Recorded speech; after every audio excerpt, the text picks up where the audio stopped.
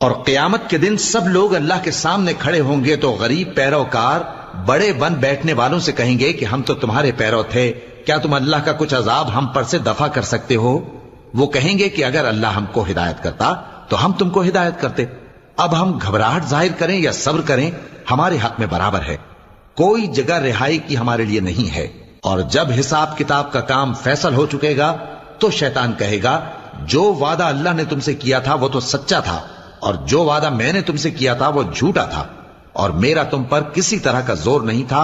ہاں، میں نے تم کو گمراہی اور باطل کی طرف بلایا تو تم نے جلدی سے اور بے دلیل میرا کہنا مان لیا۔